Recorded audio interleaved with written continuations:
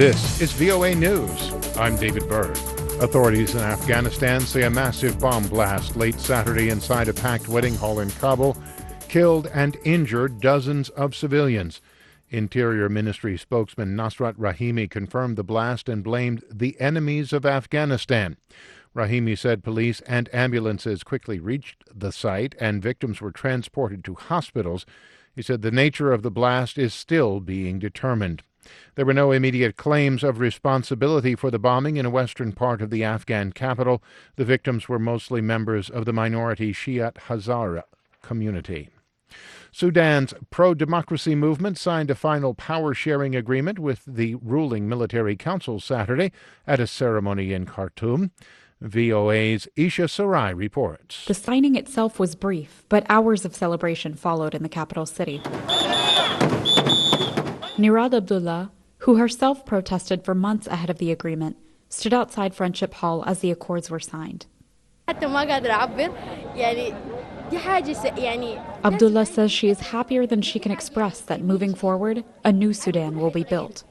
Thousands of people traveled more than 300 kilometers from the city of Atbara, where the first protests that helped to oust President Omar al-Bashir took place in December. Sudanese people in Khartoum joyously celebrated the signing well into Saturday night, knowing there will be days, weeks, and months of difficult work ahead. Isha Sarai, VOA News, Khartoum. The outgoing head of the European Union's executive branch, Jean-Claude Juncker, had to cut short his vacation and return to Luxembourg for emergency gallbladder removal surgery on Saturday.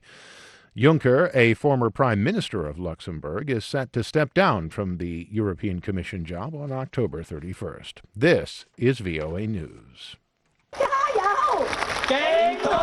Saturday was a day of dueling rallies in Hong Kong. Tens of thousands of people gathered in downtown Hong Kong to show their support for the territory's government and police. Meanwhile, opposition protesters gathered by the thousands under umbrellas in continuing protests that have lasted now for 11 weeks. The demonstrations began as peaceful protests to stop an extradition bill that would allow criminal suspects to face trial in mainland China's legal system. Since then, the demonstrations have evolved into a movement for democratic reforms.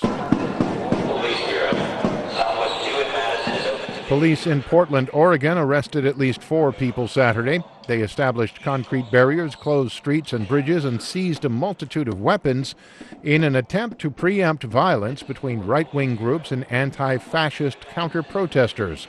Flag-waving members of the Proud Boys and the Three Percenters militia group had gathered late in the morning, some wearing body armor and helmets. Police said that they seized the weapons as the protesters assembled along the Willamette River that runs through the city. Officers confiscated metal poles, bear spray, shields, and other weapons from protesters. Police used officers on bikes and in riot gear to keep black-clad, helmet and mask-wearing anti-fascist protesters, known as Antifa, from clashing with the right-wing groups. More than 24 local, state, and federal law enforcement agencies, including the FBI, were in the city for the rally that reportedly drew people from across the country. Representatives of some 180 nations met in Geneva Saturday to agree on protections for vulnerable species, taking up issues that included the trade in ivory and the demand for shark fin soup. The gathering followed 3 months after the first comprehensive UN report on biodiversity warned that more than 1 million species of plants and animals are in danger of going extinct. Yvonne Higuero is the Secretary General of CITES.